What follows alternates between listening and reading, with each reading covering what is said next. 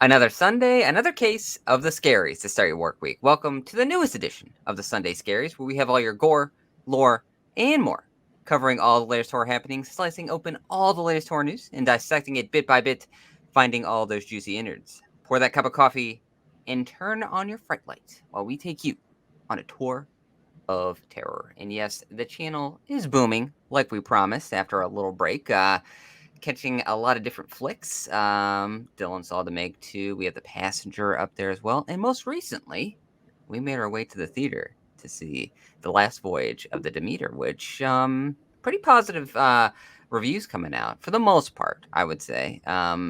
We had a couple critiques on it, but overall, I think a successful Dracula story nonetheless. Yeah, no, for sure. I think that it's definitely something we were very positive on it. Of course, it didn't hit all the sweet spots we wanted it to. We were definitely hoping for this to kind of come out and be like a blow us away kind of thing, like a Talk to Me was, or some of the films we saw earlier this year. But it was very serviceable, and it's definitely something that I'm excited to revisit when it comes out on Blu-ray. Yeah, very fun. A little slower pace than I think a lot of people are used to, but overall, I think you can have a good time going to the theater. Check that one out. It's in a world where so many stories have been told, I think it's a new and interesting take on the Dracula story. So, I think at the very least, it's worth it just to check out the concept alone. But Hmm. like you said, Talk to Me is such a film that sits with you for so long that I think I don't want to necessarily say maybe poor choice of words to say a lot of the films that we see probably for the next little bit may be tainted with the expectations after seeing Talk to Me, because I mean it's just one of those films that um, word of mouth is taking by storm, and so many people are going out to see it, and it's just one of those interesting films. Yeah, no, definitely. I think it is one of those things that has kind of taken the internet by storm, and I'm very much excited for the news that we teased earlier this week. I did do a short, and we're just going to talk about it a little bit off the top here. No pulling up any stories or anything, but it was announced, and kind of following up from last week's discussion, that Talk to Me 2 is in the works, which is awesome. Definitely looking forward to that. I know we had kind of discussed it. I think we kind of landed on the fact of um, Talk to Me is kind of perfect in its own little box where it is. We weren't necessarily in need of a sequel nor a prequel, but the fact that we're getting it is not a bad sign at all. We were definitely looking forward to whatever the Rack Racka Boys had to come next, but it looks like they're teaming up with A24 to bring us more Talk to Me. So I'm excited for it. Yeah, me as well. Like we dove into it a little deeper last week on the prequel and then also sequel possibility at that time before anything was announced. And I mentioned diving too deep in the lore could taint things a little bit. But I think and maybe I'm reading a little too much into it with that little blurb that they gave us announcing the sequel, with the soundbite that they have where it's just like, oh, word is that there's another hand out there. Hmm. I think maybe we're just gonna go on that situation and show the other hand rather than diving too deep into the lore.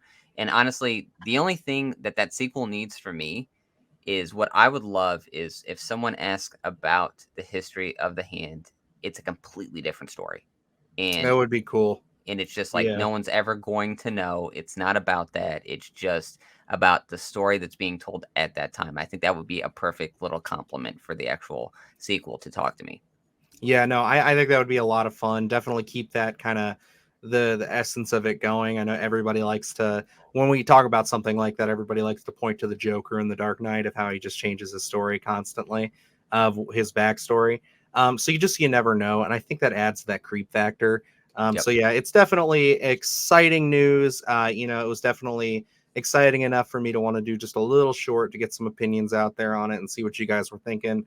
And yeah, of course, I had to talk to Luke about it on here. We had to get his thoughts because it's likely that this film is probably going to be pretty high on our end of the year list. So, we'll be talking more Talk to Me, of course, as the year goes on. But, Luke, why don't we hop into some of the news here Let's do and it. get things rolling with, of course, the first film we're going to discuss today being Elevator Game has an official trailer and is going to be hitting Shudder, which is not a surprise. This is Rebecca McKendry, her follow-up after last year's film, Glorious. Glorious. I was forgetting the title for a second. I was going to say the Glory Hole movie. But yeah, no, I got to just check this trailer out. You saw it a few days ago, I take it. Yes, I did. Yeah, when the news broke. Yeah, I was just a little preoccupied with everything we got going on, but I had my Bigfoot reviews and all that, so I'm a little late to the game on this, but I am intrigued.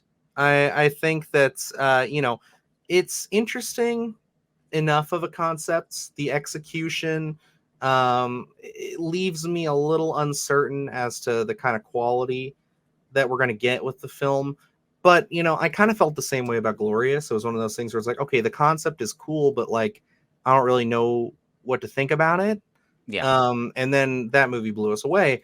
As opposed to this one, I don't know. It seems neat, but again, I think this is gonna be one I'm gonna just have to sit down, watch, and really assess my thoughts. Because right now I'm pretty crossed on it. I'm like there are some shots that I liked, some concepts that I liked, but it feels a lot like Smile Hmm. in some ways, and I just don't know if I'm ready for another movie so similar to that. But it looks cool, and I do like Rebecca McKendry, so I think that if she's behind it, there might be a little bit more to it. Yeah, yeah. It definitely has piqued my interest to a certain extent. I'm not necessarily sold on the trailer too much. Glorious was a film that we both spoke very highly of, and just going into the concept of Glorious in general, I think the pitch there is intriguing enough that's going to make you want to check it out. I like the idea of the elevator game, and I like that we're kind of expanding upon some of these urban legends and myths that take the internet by storm to a certain extent. Because elevator game's been a big story, and with the initial thing that it's mostly based off of, and just I know that the concept of the elevator game's been tackled on some television shows as just like a one episode deal and explored in that fashion. As a full film, I'm curious to see where they're going to take it. Certainly, I'm more concerned about like I guess I would say more so the casting here, where this seems like it's falling in line to a B slasher just by the casting more so. Whereas you look at something like Glorious, you had J.K. Simmons, you had Ryan Quanten. It was a more aged group of seasoned actors, I think. Whereas this one, yeah, I think it really does come down to that casting and whether these characters are going to become likable. I'm not really getting that likable factor from any of them. But looking as we're gonna compare this to Glorious, since this was Rebecca McKendry's last film, I think Glorious had a great twist to it. Now, I don't know necessarily if they're going to go that way here with Elevator Game, or it's just going to be more. I feel like this is going to be more self-explanatory. It's going to be Yeah. more face value kind of stuff. So the trailer is intriguing enough that I definitely want to check this out. We're subscribed to Shudder, so it's like, why not just flip it on and digest it? But I don't know necessarily if this is going to be one. Whereas Glorious, I talked about throughout the year. Whereas this one, I don't know. I'm more concerned that this could be one view and then file it in the back of my head and I forget that it exists until we're discussing best horror of the year and then be like, oh yeah, that movie did come out. Is where so I'm at with this one. Yeah, and I think that it doesn't necessarily even ring if it's good or bad if it's streaming on Shutter. Not It's at kind of all. like streaming on SCREAMBOX or something like that, where it's a very horror centric streaming service. You can always trust those to have some line of quality to them. It doesn't necessarily mean like it's an absolute death sentence like it does with some of the bigger streamers. But I think overall, again, this looks very much like a Smile, and I agree with you that the cast, they didn't do anything to blow me away. There isn't that intrigue of, like you said, having like a J.K. Simmons in there. But I think if she can bring a little bit of uniqueness to this, and kind of bring back a little bit more of that charm that she had from Glorious and really work on these characters and make them likable, that I think we could have something fun here. And I think overall, though, the thing that just kind of is hard to sell me is that I just don't know if the threat is original enough for me, because like I said, Yeah. it very much feels like that smile, and it's just it just feels like something that we're just going to retread over Yeah. and over The again the with horror. the premise just seems a little recycled at this point, Hmm. especially as you had mentioned, Smile coming out so recently compared to this film also going to be coming out, what, a little over a year apart, maybe? As this is Hmm. September release or October, I'm not sure, Well, but it says it's going to be on Shutter September 15th. I think that Smile was like September 12th. yeah, so I mean, like It's we're about a looking at year. these, yeah. So I think maybe, especially with the way Smile was talked about, I think if that comparison lies, I think Smile's gonna win out just because it came first and it's such a big film for Hmm. the horror community. But we'll give this one a watch. I think Rebecca McKendry will bring that flavor to a certain extent. I mean, she made the most of a restroom bathroom. Yes. So I'm curious to see opening up a world and seeing what she can do here.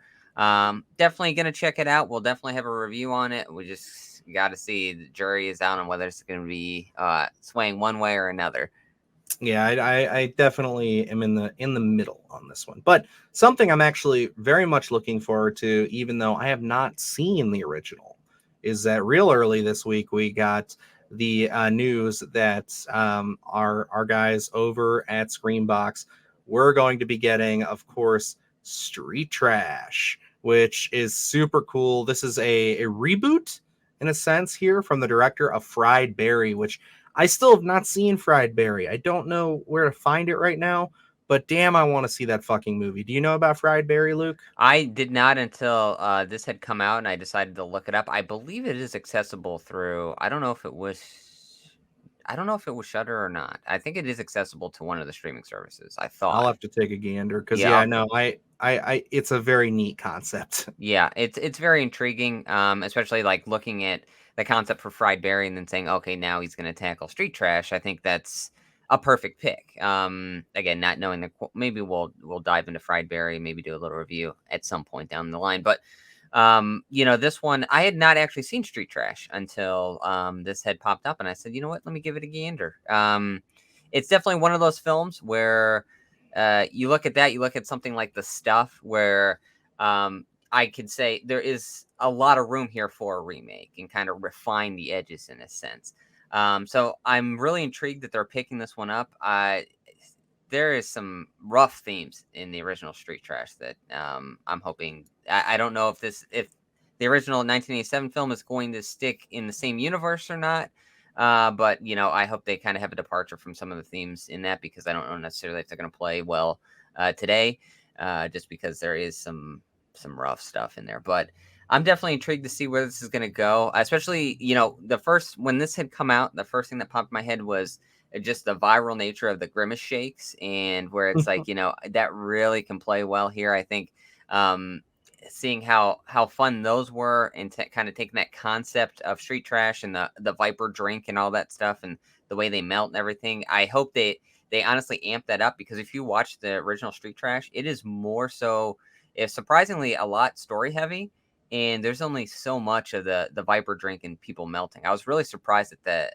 It's not even a 50-50. It's very like 30-70. So I hope they do amp that up, especially this being on Screenbox and having that vision where they amp up a little bit more gore for us. Yeah, no, I was intrigued by this. I know of Street Trash's reputation. Again, what really got me excited was the director of Fried Berry getting another project on here, because that is a film I do want to see, Mr. Ryan Kruger. And then, I saw that they did say that they were shooting this in 35 millimeter, which is pretty cool. Being shot on film is something we don't see very often. But yeah, the fact that Screambox, again, setting us up for another strong year, with this coming out in early 2024. I think that this is going to be pretty big. Our friend over on Beyond the Void podcast, Alex, was discussing this. He made a whole video talking about the news and everything. He's very much looking forward to this film. So I think that this is going to be for those hardcore 80s horror film fans who love that off the beaten path shit, like you're talking about with this, the stuff, and any movie like that isn't like widely loved, like a Friday the 13th or something like that, but something that's like, if you go to like a boutique, like a Yes. Blu-ray place, and they got the fucking Street Trash like 4K scan. You pay your $40 for it, and it's got all these cards and all that other stuff that come with it. Like, that's the horror fan that I think this is geared towards. Absolutely, and, us just tackling, elevator games with Rebecca McKendry being on Shudder, this Street Trash going to SCREAMBOX. I love that, these horror, streaming platforms are really giving these, younger filmmakers an avenue to kind of get their work out there, and this is very intriguing because would Street Trash have been made if SCREAMBOX didn't exist? I don't know necessarily if it would have, because I don't know if there would have been an outlet for it. I love that Vinegar Syndrome is attached as well, where it's like I could easily see whether it's Shudder, whether it's SCREAMBOX, getting these kind of B or C level horror films that really have just been dormant. And there's David Gordon Green's not going to tackle this one, so it's like let's get the property, let's get another Critters film out there, let's get it, a lot of these other properties that are just so dormant we don't really hear of. And I think Street Trash is a perfect example of it. I really hope this one hits, because I think that can just really spitball what we see on these streaming services for years to come. Absolutely. Now, please, if one of you streaming services get the rights to Critters Killer Clowns, we have a pitch for you. We're going to write it. We're going to get it going. Let's bring that back to life from last year. Very fun story. We're filmmakers now, so we're doing it. Say that. We're doing it. But alrighty, now let's move on to another piece of news that I know is getting you very excited, Luke. You specifically requested this story, and I know that this is a kind of a film that is, I want to say, pretty near and dear to your heart in a sense of it just being very nostalgic for you. And it is one that I did do as you asked. I looked into some of the ghosts and stuff. Thanks to a creator named Mr. Gigi. He had a nice video there. I've followed him for a little while. And it's definitely something now that I've seen the video, I am going to be checking out, and we'll probably, I assume, be reviewing or putting this on the podcast. It'll be on the podcast point down the road. Our boy Matthew Lillard's in it. Come on. Absolutely. And that is, of course, 13 Ghosts is the company Dark Castle. It's the production company. It's the production company. Yep. They are developing a new TV series, as in remaking it, I guess, is kind of the impression that I got here just from the quick read. So why don't you walk me through this, Luke? What's the deal with this new 13 Ghosts TV show?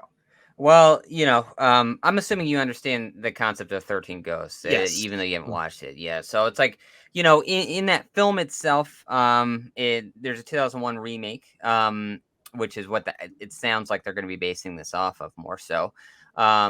You're dealing with the issue at hand. You have the 13 Ghosts, but you don't really establish, the lore too much. You kind of go into it a tiny bit, but not a lot. So what the idea here is that the Dark Castle is going to be potentially, it's pitched right now. It's not 100% greenlit, anything like that. So, it is just news. I'm hoping this does actually become a tangible thing, that they're going to dive into the backstories of each 13 Ghosts. So in theory, each episode would just revolve around one particular ghost, and you would get their backstory. Now, I think the most interesting piece here is that these ghosts, they don't range from one time period. Now, these can, they're way different ghosts, way different backstories, and from completely different time periods for the most part. So I think, if you have, for the sake of discussion, 13 episodes all revolving around one ghost, I really think, you could have all these different flavors that kind of play together, and then having this backstory that would not compromise an original or a remake. It would just kind of complement more so to your viewing pleasure if you haven't seen 13 Ghosts and decide to go back and watch it, or if you've already seen it and are aware of the ghosts. Because I think looking at this, there's always those news stories where they do have the backstories, Tim, and I think that for me was always the most interesting part of 13 Ghosts, because you always look at those and want to say, I want to see more of these guys.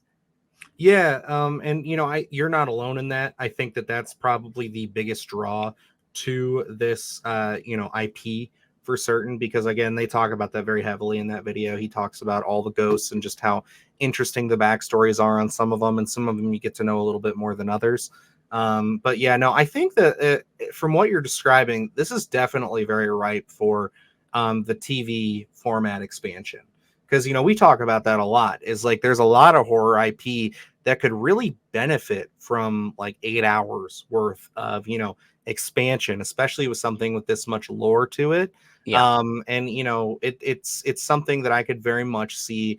In relation to another story we're going to talk about in a minute, where like how Mike Flanagan handles things like Haunting of Hill House and stuff, where he takes an IP, a book or a story that people know, and he gives it kind of a modern spin to it Yeah. and expands it. And it's like I think that this could very well fall in line with that. I'm very curious to see who they're going to put behind making this. Do you have anybody in mind as far as like a director or a couple directors you'd like to see come in? No, not necessarily, but from my aspect of me saying this could be so many different flavors, if we have 13 episodes, I would like 13 different directors and Could be each cool. one taking their own aspect of it. Now, more so, my thought of when I read this story was yes, we're going to focus on the backstories. What I would also love, if you want to get a little more out of this, if you watch the film, it opens up with catching one of the ghosts, and that's the only thing you see is one thing. I would love for them to expand upon, if you wanted to, instances of where they caught each ghost. So it's like you could Hmm. do a full season of the jackal being the main character of them trying to catch him and haunting whatever area is, or the juggernaut, whatever, whichever one you want to do. But you could do multiple seasons of catching these ghosts. I think that would be an interesting take as well if you just didn't want to stick with one episode, one ghost, and catching, just doing the lore, the backstory. But yeah, for me, I think if you're gonna have the multiple different episodes, I would love a different take on each episode, so nothing feels the same as you view it. Yeah, no, and I would like that too.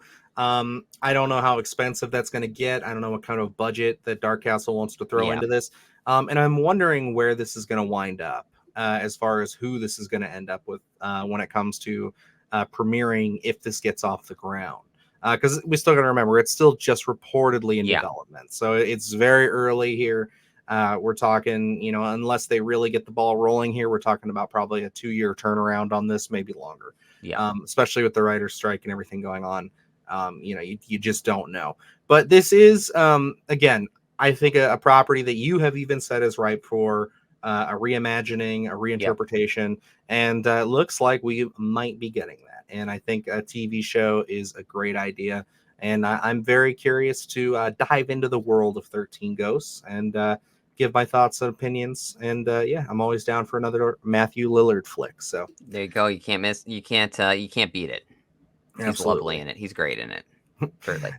Alrighty, and then let's move on to our last story. As I teased, of course, the big news I think in the horror space this week, other than Talk to Me Too and Street Trash, has got to be the fact that we got our first look and date announcement for The Fall of the House of Usher.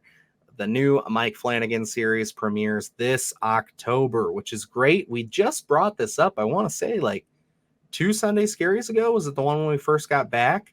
About how it was just like, where is that? Do we know if that's going to happen? Or, what? Actually, I think that was a little off air conversation between us as we were planning Splatterthon, because we Oh, didn't know okay. if that was going to be That's right. That's when it. factored in there. Yep, that's when we talked about it. Yeah, because I knew we talked about it recently, but I was like, I don't know when we put that in. I was like, was that on King on Screen? Because Mike Flanagan. But Hmm. yeah, this one, I'm definitely intrigued. What's it gonna be? And what did they say? 8 episodes. I think so. Yeah, 8 episode limited series. So So you definitely pretty digestible.